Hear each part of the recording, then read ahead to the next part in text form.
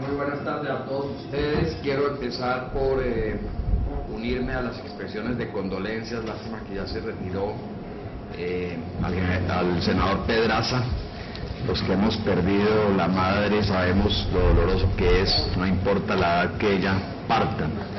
Quiero decirle a mis amigos de los medios de comunicación que si quieren enterarse de lo que voy a decir, pues lo hagan en este momento, porque al finalizar no voy a dar rueda de prensa ni a ampliar estas información o estos comentarios que voy a hacer, porque hemos tomado la decisión en el gobierno de que no vamos a seguir en un debate permanente a través de los medios de comunicación con este tema de lo que es la transición de la tabla de fletes al régimen de libertad vigilada. Consideramos que este es un tema muy importante que vamos a manejar en unas mesas de concertación, de diálogo, pero sin llevar esto a un debate cada día, hablando de qué es lo que está pasando, cómo está pasando, sino que sobre la base de la seriedad y sobre la base de la generación de confianza, como ya lo he hablado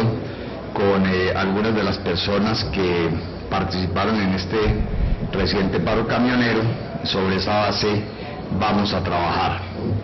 Yo quisiera decirles que no sé si para bien o para mal, yo estoy prácticamente de acuerdo con todo lo que aquí se ha dicho, porque finalmente uno como ciudadano viene a estos cargos públicos es a tratar de hacer algo por el país.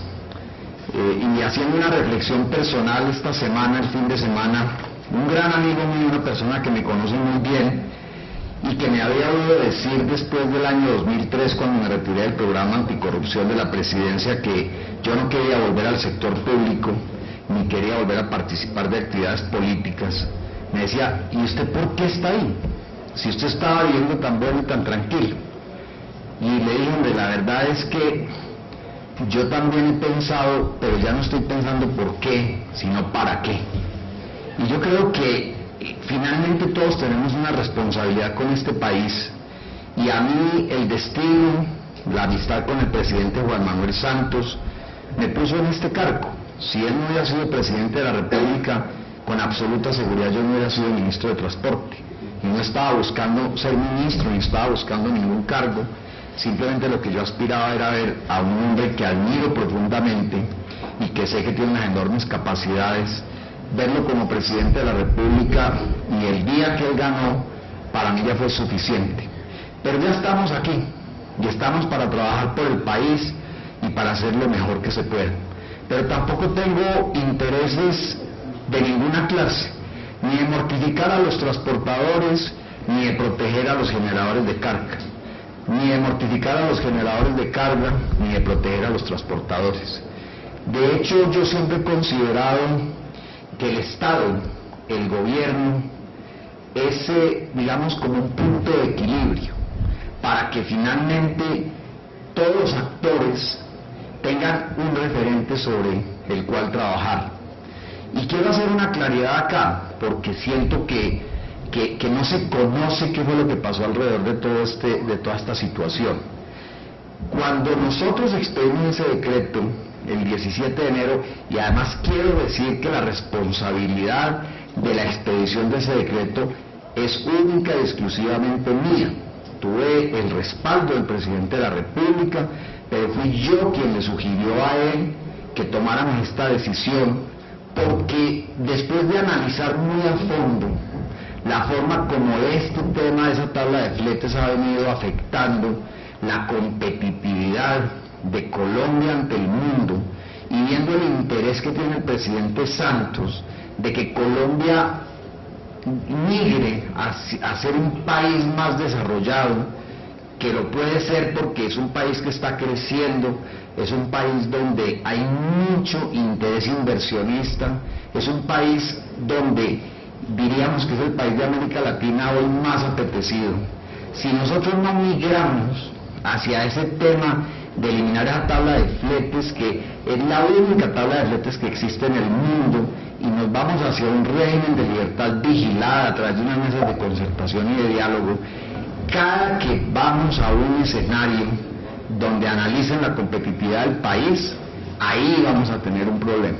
Entonces, esto inclusive yo no lo volví a mencionar mucho durante el conflicto, porque este es un tema, digamos, muy difícil de entender para el común de los ciudadanos, pero cuando uno está en estos cargos públicos, de alguna forma le toca asumir responsabilidades, porque es que mucha gente me decía, ¿y para qué se metió en esa pelotera si finalmente esa tabla de fletes es inoperante y ha sido inoperante durante los últimos 2 o 3 años?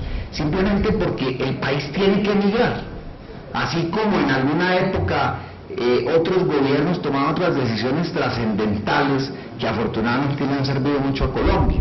Por ejemplo, cuando el gobierno del presidente Gaviria tomó la decisión de acabar con Colpuertos e iniciar un proceso, digamos, de modernización, de privatización de los puertos, pues todos los colombianos recordamos cómo fue eso de difícil, pero finalmente, ¿qué tal que Colombia no hubiera hecho eso? ¿Y qué tal que entonces cada gobierno vaya diciendo, no, déjenos esto así, ¿para qué nos vamos a meter en esta pelotera? Si es que esto pues no es necesario, simplemente dejar hacer, dejar pasar. Yo creo que esa no es una actitud responsable cuando uno está al frente de un cargo de estos. Pero créanme, que no es con interés de mortificar a nadie. El único interés que yo tengo aquí es que Colombia cada día sea un país más moderno. Y ahí voy a un punto. Yo creo que a los colombianos, a los gobiernos, a todos nos ha faltado rigor para manejar este tema del transporte. No del gobierno anterior, no de los anteriores 2 gobiernos, de los 3, yo diría que de toda la vida. Y hay una reflexión que me quiero hacer y que les quiero dejar a ustedes aquí planteada sobre la mesa. Cuando yo estaba en la campaña del presidente Santos, él generosamente me pidió que manejara los temas de infraestructura, de transporte y de hidrocarburos, que es de alguna manera algo que está muy de la mano con lo que yo he hecho en mi vida profesional. Y cuando yo me metí en los temas del transporte, me empecé a dar cuenta de que este es un mundo demasiado profundo, pero poco, digamos, poco atendido, poco bien analizado. Y en el proceso de empalme, hablando con mi buen amigo, mi antecesor Andrés Uriel Gallego, Andrés Uriel me dedicó mucho tiempo a hablarme del tema del transporte y del tema de la relación con los transportadores y el tema con la relación de los transportadores no solamente de cargas sino de pasajeros, etcétera, etcétera. Pero yo veía en los procesos ya internos, cuando empecé a ir al ministerio, que ahí no había, digamos, una estructura de fondo para manejar ese tema. Y por eso yo le propuse al presidente Santos, cuando amablemente me ofreció ser ministro, le dije, presidente, yo le voy a aceptar ese cargo por 2 cosas. Primero, porque sé que usted me va a dar autonomía, y segundo, quiero proponerle algo. Creemos 2 viceministerios, un viceministerio de infraestructura y un viceministerio de transporte. Y yo creo que eso no se ha valorado en Colombia, no a mí no me tienen que valorar absolutamente nada porque yo simplemente soy un coequipero del presidente, sino a la buena voluntad que tuvo el presidente inmediatamente de decirme, hombre, creo que esa es una buena decisión, porque el presidente habla mucho con muchos de los senadores, el senador Plinio Lano, inclusive con él en la campaña estuvimos hablando muy largo, usted recuerda, senador, que tuvimos unas conversaciones muy largas sobre este tema del transporte. Y entonces ahí fue donde surgió el viceministerio de transporte. Ese no es un viceministerio de fachada, es un viceministerio serio. Y ahí está una persona absolutamente seria, que yo no dudo en decir que es una de las personas que más sabe de transporte en Colombia, que es el doctor Felipe Targa. El doctor Felipe Targa primero trabajó en planeación nacional, un hombre joven, luego se fue del país a estudiar precisamente sobre transporte público, se especializó mucho en el tema de transporte público masivo, pero luego se puso a trabajar muy a fondo en el tema del transporte de carga. Entonces ustedes tienen un interlocutor excelente y a ustedes les consta, los señores transportadores, que el doctor Felipe Targa se ha rodeado de un grupo de excelentes técnicos para manejar este tema que el país requiere, manejarlo con mucha seriedad y con mucha profundidad de aquí en adelante. Porque es que yo he oído hablar aquí mucho de las mesas de concertación y doctora Eugenio, como siempre usted hizo una reflexión muy importante, igual a las que hicieron todos ustedes y muy especialmente usted, doctor Plinio. Estas mesas no son temporales. Esas mesas van a ser el corazón, el alma y nervio del viceministerio de Transporte. Es más, se podría pensar en crear un ministerio del transporte y un ministerio de la infraestructura. Yo creo que no hay que llegar hasta allá. Creo que lo que tenemos hoy puede funcionar perfectamente bien.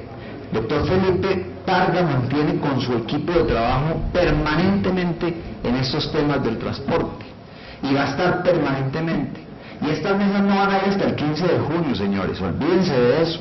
Precisamente el 15 de junio es que empiezan a operar de verdad, para ver si a partir de eso empezamos a crear esa comisión reguladora del transporte.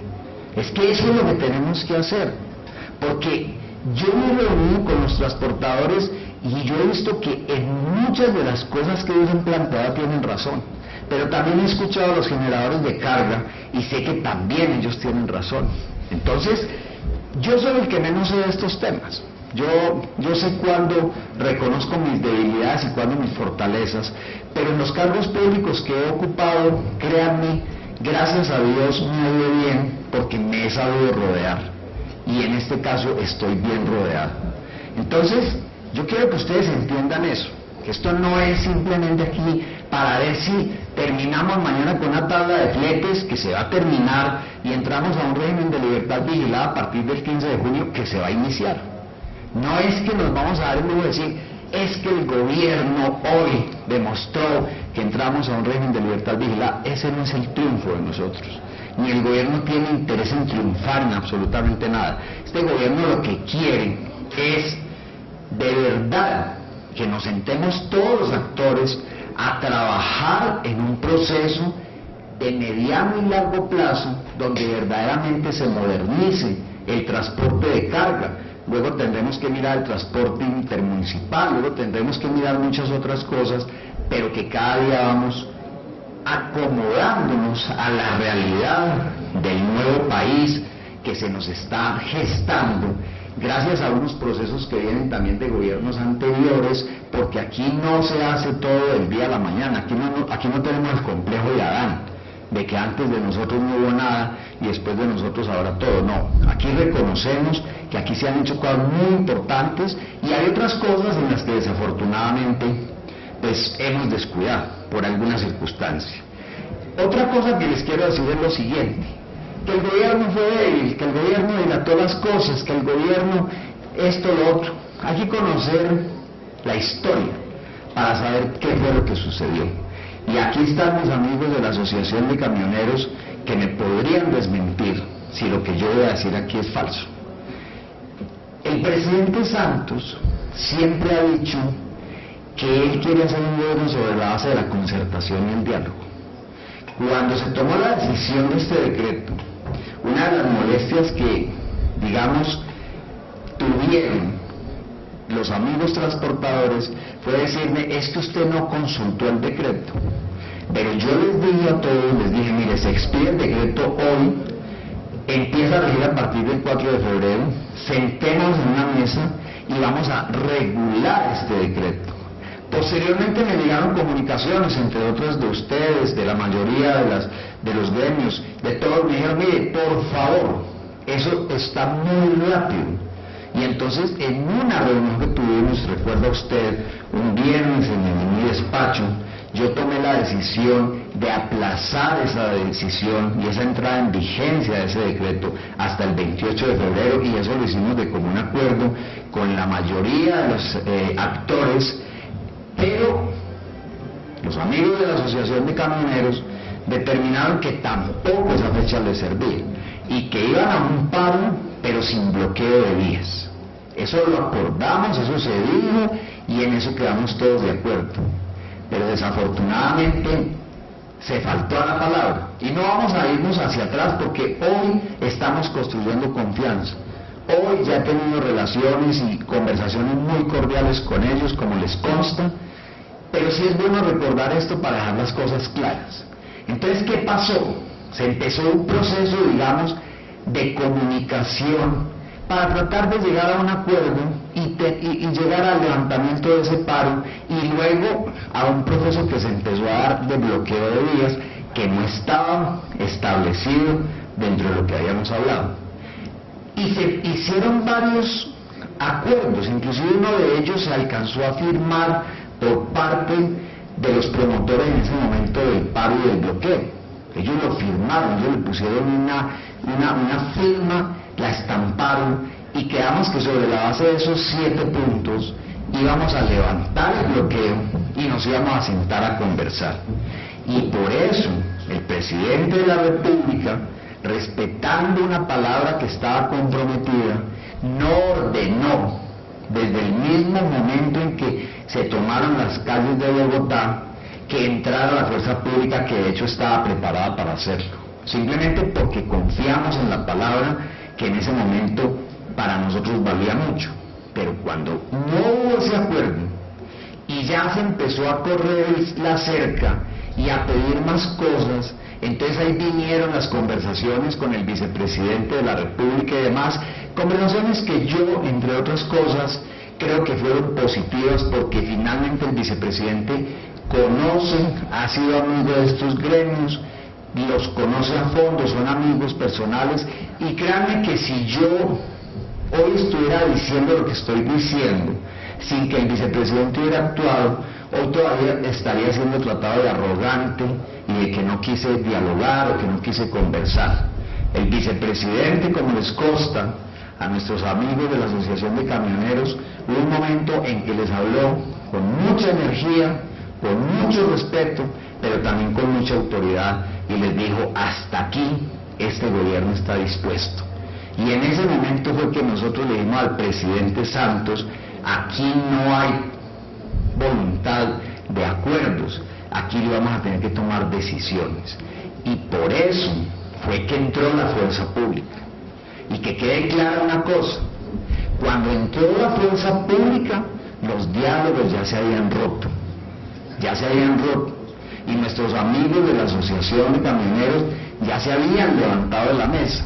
Lo que pasa es que en un momento dado, ellos también con mucho juicio dijeron: mire, déjenos un rato, nosotros vamos a tratar de recomponer las cosas. Pero nosotros ya le habíamos informado al señor presidente que esos diálogos se habían roto, y por eso el señor presidente ordenó al general Naranjo, y al general Palomino y al resto de las fuerzas para que entraran a ejercer el control y la autoridad que se requería. Cuando ya se empezó a ejercer ese control y esa autoridad, nuestros amigos de la Asociación de Camioneros, en una actitud que también creo que fue responsable por parte de ellos, nos invitaron nuevamente al vicepresidente y a mí, que estábamos próximos a salir ya del despacho ministerial, a que recompusiéramos las cosas, que ellos firmaban ese acuerdo sin más condiciones, con el compromiso de que se suspendiera todo tipo de acción. Y así se hizo.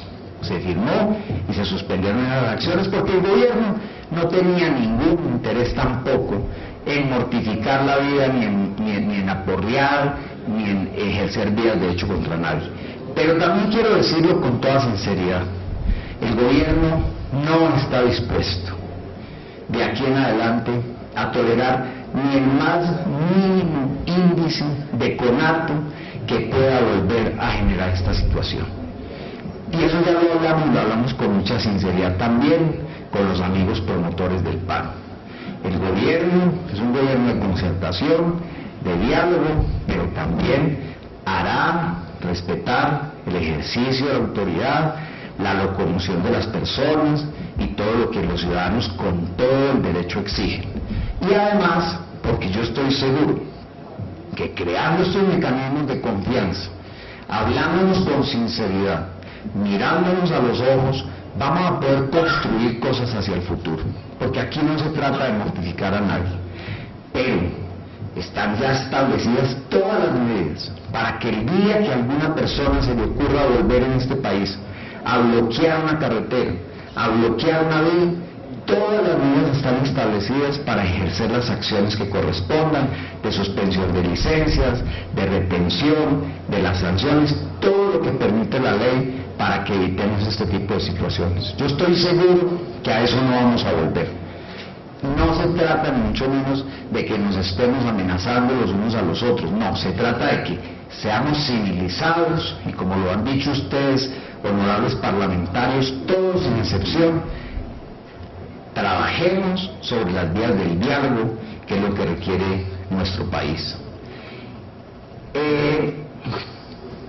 La tabla de fletes, en mi opinión, ha sido un generador de ineficiencia, pero no solamente un generador de ineficiencia en el sector transportador, también en el sector de los generadores de carga y también en el mismo gobierno.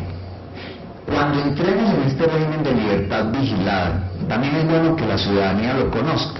Aquí va a haber unos precios de referencia, y esos precios de referencia van a entrar muchos insumos, como aquí también se ha mencionado, unos informes del DANI, cómo es el tema de los peajes, cómo es el tema de los combustibles, cómo es el tema de los tiempos muertos, cómo es el tema de tantas cosas de las mismas vías cuando se cierran, entonces hay que hacer esas vueltas larguísimas. Entonces esa mesa permanente que va a estar regulando esos costos de precios del transporte puede llevar inclusive a que los fletes suban más de lo que en este momento existe, porque ahí se va a reflejar la ineficiencia de todos. Entonces, yo quiero que eso quede claro, porque es que para mí una tabla de fletes es más o menos como cuando uno, digamos, si yo tengo un hijo y le digo, yo le voy a seguir dando a usted 500.000 pesos mensuales durante toda la vida y se los voy a seguir indexando. Ese es el piso de ingresos suyos.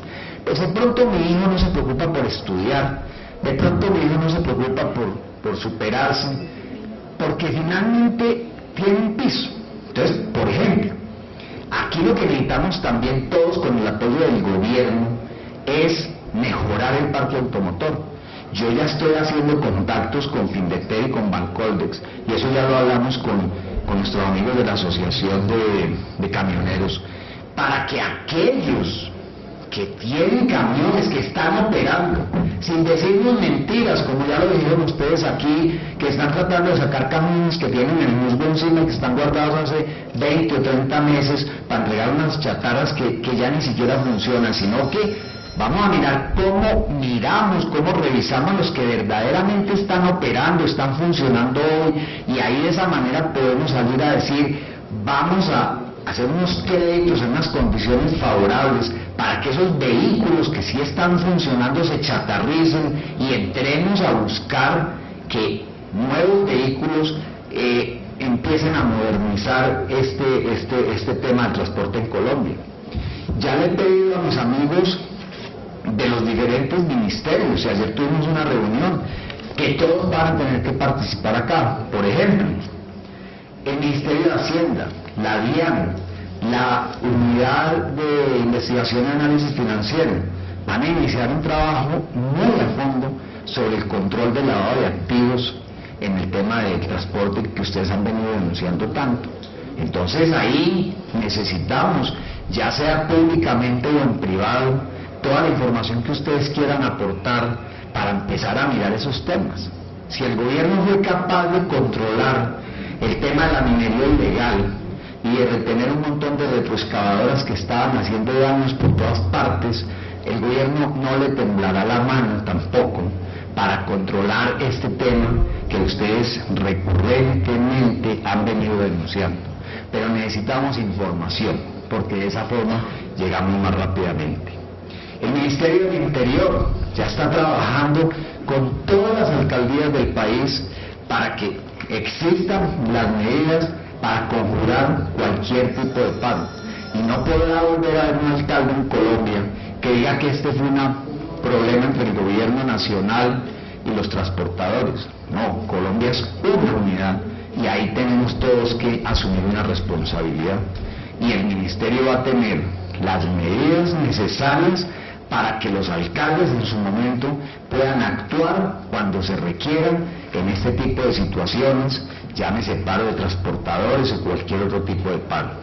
El Ministerio de Defensa la policía y el ejército, y aprovecho aquí para agradecerle al general Palomino, que le ha tocado ejercer la autoridad, ni más faltaba que no la ejerciera, pero que he visto que también ha mantenido una relación respetuosa, amable si se quiere, en medio del conflicto, sobre todo con los promotores y los directivos del paro. Nunca rompieron sus conversaciones personales, nunca se trataron mal, y yo tengo que reconocer que tampoco nunca, jamás he recibido un trato, digamos, desafiante o irrespetuoso por parte de las personas que estuvieron promoviendo ese paro. Pero lo que tenemos que definitivamente entender en este país es que las situaciones no las tenemos que arreglar a través de paros, sino a través de conversaciones. La Cancillería. Ustedes vieran a la canciller María Ángela Holguín diciéndome: yo estoy completamente de acuerdo con la solicitud que ellos hacen del tema de los acuerdos binacionales. Y a eso le vamos a trabajar. Es más, el jueves ya la canciller tiene una reunión con su homólogo del Ecuador para empezar a trabajar en estos temas. Y vamos a trabajar y vamos a buscar, y ustedes van a estar invitados para que trabajemos en ese tema. Y el Congreso de la República. El Congreso, yo agradezco mucho, doctor Eugenio, doctor Plinio, que ustedes estén interesados en temas que nosotros también estamos interesados. Lo que pasa es que creo que ese Plan Nacional de Desarrollo, como cualquier Plan Nacional de Desarrollo, hay que hacerle unos ajustes en el Congreso. Y son bienvenidos los apoyos que ustedes nos quieren dar para que el tema de la seguridad vial y para que este tema del transporte se fortalezca en el Plan Nacional de Desarrollo. Y a mí, en el fondo, me gusta que se haya generado esta situación. Ojalá no se hubiera generado en las condiciones en que se generó, y valga la pena presentarle nuevamente excusas a todos los colombianos que se sintieron afectados, pero por lo menos también todo el mundo es consciente ya, al interior del gobierno y fuera de él, de que tenemos que revisar a fondo este tema del transporte en Colombia. Entonces, en el Plan Nacional de Desarrollo tenemos que hablar del Fondo para la Desintegración y Renovación de Vehículos. Tenemos que hablar de la definición de la vida útil máxima de los vehículos de carga. Tenemos que hablar de los operadores logísticos, 24 horas, 7 días a la semana. Eso es importantísimo. Y nosotros queremos hacerlo desde el Ministerio de Infraestructura y Transporte. Tenemos que hablar del cobro de la cuota de vigilancia para fortalecer la Superintendencia de Puerto y Transporte. Es cierto que eso es una superintendencia que no ha trabajado con la eficiencia que requiere, pero hay que fortalecerla, no es acabarla, sino fortalecerla. Tenemos hoy unas personas muy buenas al frente de la superintendencia, gente con ganas de hacer cosas. De hecho, estamos contratando temporalmente 40 profesionales para desplazarlos por todo el país, para hacer control a los generadores y a los transportadores. Y se van a empezar a ver acciones de la superintendencia, a eso no les quede la más mínima duda, pero esto tiene que ser permanente. Tenemos que mirar el tema de cómo se gradúan las sanciones por sobrepeso, para no abusar del transportador, pero tampoco permitir que eso siga existiendo. Y tenemos que mirar un tema muy importante, que es el Centro Inteligente de Control de Tránsito y Transporte, con el Fondo de Peajes y un Programa Nacional de Seguridad en Carreteras. O sea que estamos hablando en el mismo idioma, queremos seguir hablando en ese idioma con ustedes. Yo quisiera agregar otras cosas. Sobre la base del respeto mutuo, el gobierno y yo en particular, estoy listo a escuchar todas las inquietudes que se presenten en esas mesas de trabajo que se establezcan, que ya están, entre otras cosas, funcionando, pero que lo que necesitamos es que en estos 3 meses y medio que tienen para proponer todo lo que se quiera, tanto generadores como transportadores, eso nos lleve a hacer la regulación que necesitamos para que entremos en ese nuevo régimen. Pero eso es muy importante, 3 meses es mucho tiempo y yo creo que es suficiente. Trabajemos si quieren 24 horas al día, 7 días a la semana. Juguemos limpio, por favor. Y aquí le pido un favor a los dirigentes gremiales del sector camionero. Hombre, si vamos a chatarricemos lo que es, pero no tratemos de empezar a jugarle sucio al país. Ayúdenos ustedes mismos a ver cómo y qué es lo que vamos a chatarrizar, pero que no estemos jugando aquí como a ver quién es el más vivo, sino Digámonos la verdad, el gobierno tiene la voluntad, el gobierno quiere aportar los recursos, pero digámonos las cosas ciertas. Vamos a hacer algo en el que el trabajo va a ser muy importante. Vamos a volver esto un negocio de empresarios de transporte y no de paracaidistas.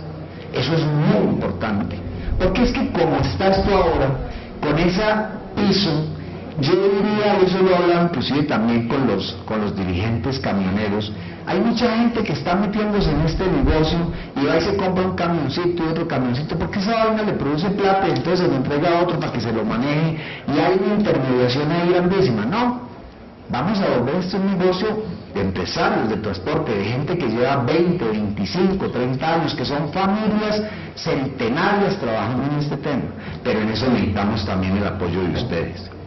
Tema de la infraestructura, por Dios, yo no tengo ninguna justificación para decirles que ustedes lo que están diciendo no es cierto. Mire, cada una de las cosas que me plantearon aquí, tengo todos estos papeles donde me dicen qué pasa con cada una de esas cosas, y volvemos al mismo cuento de siempre que me ha generado tantos dolores de cabeza, sobre todo con mis amigos concesionarios. Quiero que quede claro de una vez por todas, yo soy amigo por convicción de las concesiones. Yo creo que donde pueda estar el sector privado es mucho mejor a que esté el sector público, pero lo que yo no puedo estar de acuerdo tampoco es que se adjudique una concesión y no se adjudiquen los puentes. Eso es cierto, doctor Plinio. Y usted puede ver carreteras en este país donde los concesionarios ponen avisos a la entrada del puente que dice aquí termina esta concesión, y a la salida del puente dice aquí empieza otra vez la concesión. ¿Por qué? Porque ellos, cuando les adjudican las concesiones, y yo no quiero seguir mortificando a nadie con lo que estoy diciendo, porque no estoy queriendo poner estos retrovisores, pero cuando se adjudicaron las concesiones, entonces dijeron, con los puentes no nos metemos porque no sabemos en qué estado están. Entonces, que el gobierno asuma la responsabilidad de los puentes. Y ese es un problema real, doctor Plinio, yo no se lo puedo ocultar, pero también yo entiendo que yo ya llevo 6 meses largos en este ministerio, que no me puedo quedar toda la vida diciendo es que esto fue lo que pasó, pero también entiendan ustedes que en 6 meses yo no puedo solucionar todos estos problemas.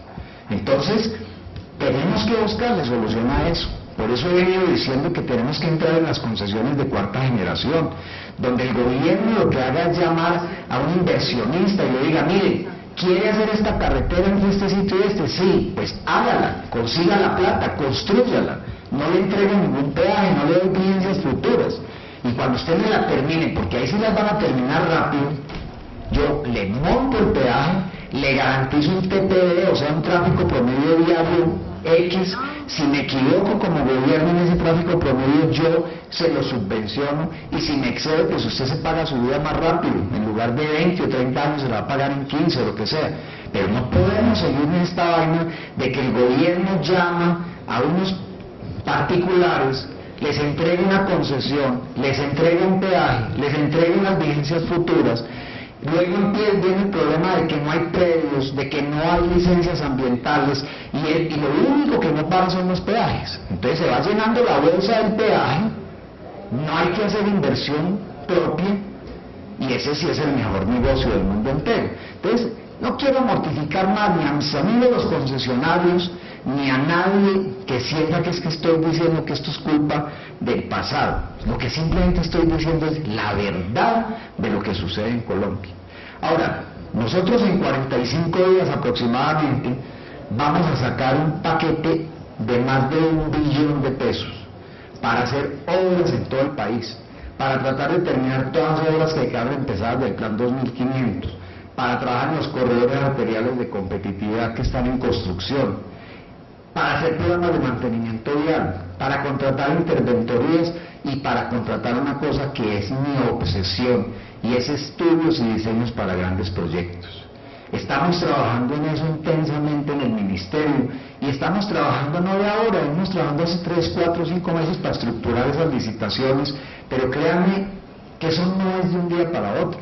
Miren, si yo pudiera manejar esa plata como si fuera mía, como hago mis edificios y mis cosas particulares, créanme que yo me voy con la plata en el bolsillo y termino la carretera entre Lobo Guerrero y Buenaventura. O créanme que hoy termino una carretera entre Bogotá y Girardot. Pero desafortunadamente los funcionarios públicos estamos sometidos a una estructura que existe y que no podemos obviarla, porque del afán no nos queda sino el carcelazo, ¿sí? Entonces, pues yo tampoco voy a llegar hasta allá, ni voy a permitir que a mis funcionarios les pase eso. Eso no lo voy a hacer.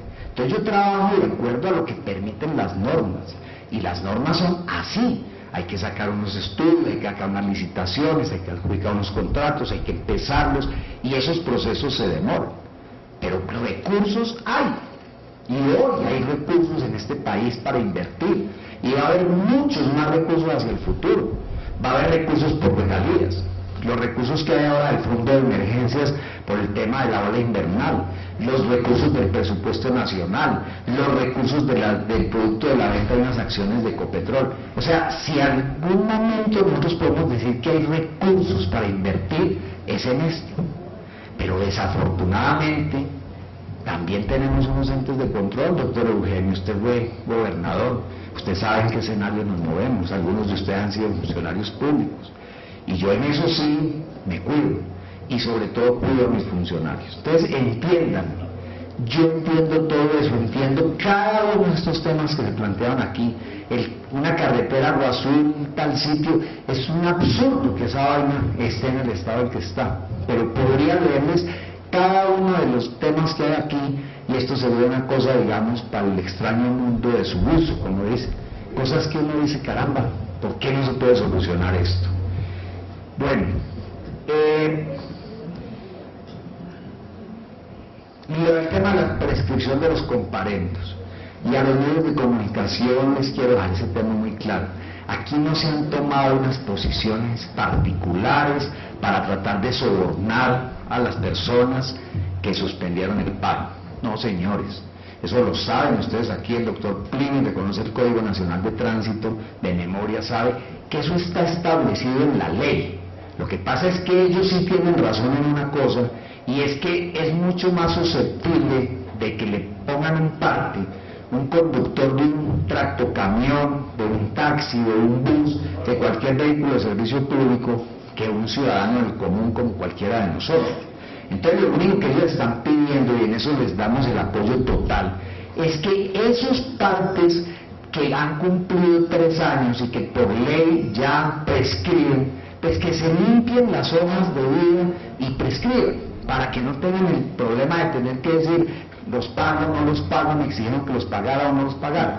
Pero que quede claro que ese es un derecho que tenemos adquirido todos los colombianos, y que desafortunadamente, por culpa de la inoperancia nuestra también, no se trabaja bien en él.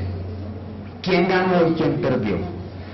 Señores, desafortunadamente cuando uno da declaraciones, a veces no es que lo interpreten mal, sino que lo citan también.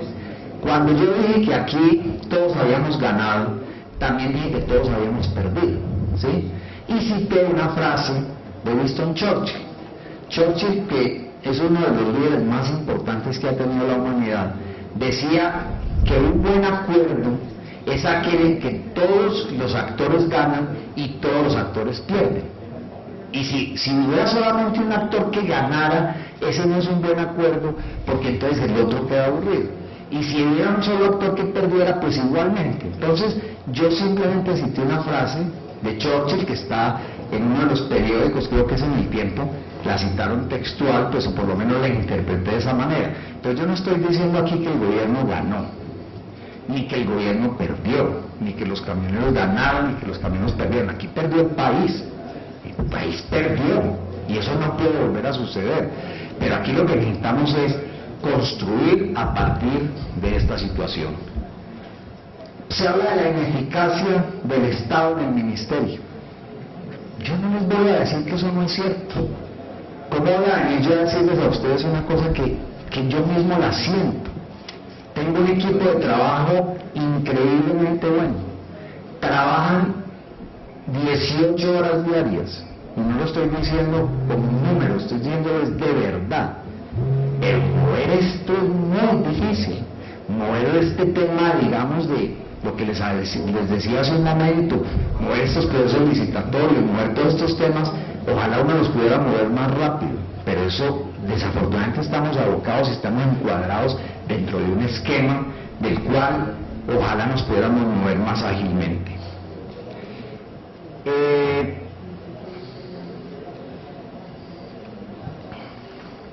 Para ir terminando,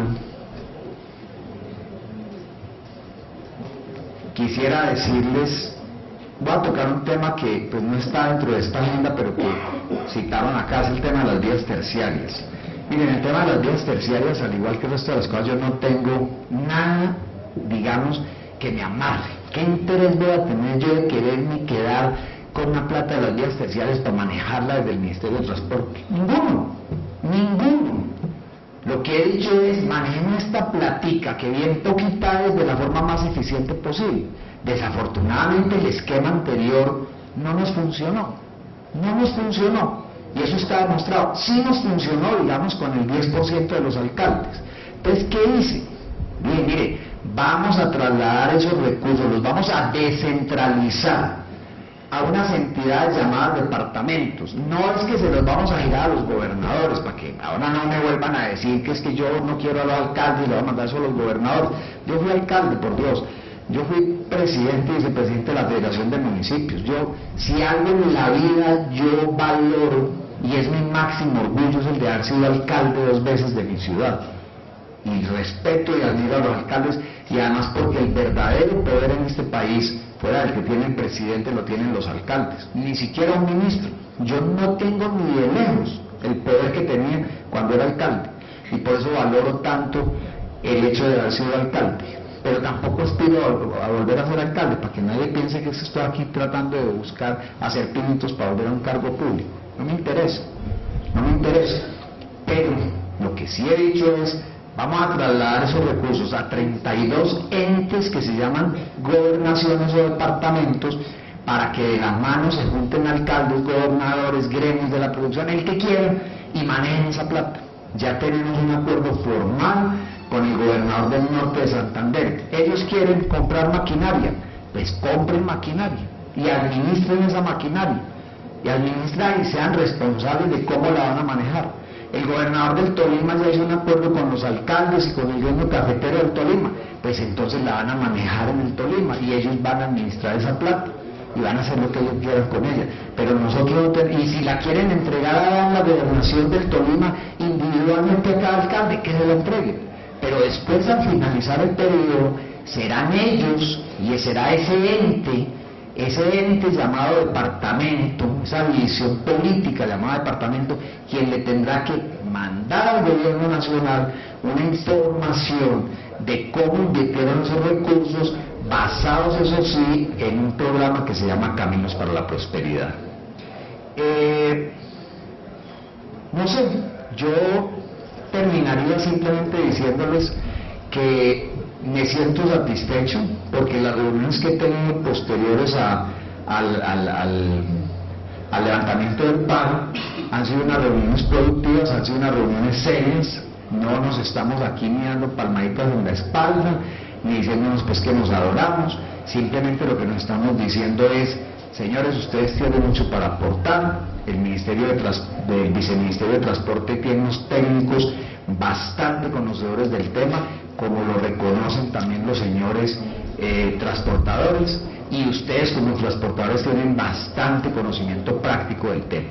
Entonces, sentémonos en esas mesas de trabajo, hagamos lo mejor que podamos y vamos hacia ese régimen de libertad vigilada, que no me queda la más mínima duda que le va a convenir muchísimo a Colombia. Muchísimas gracias, señora Presidenta.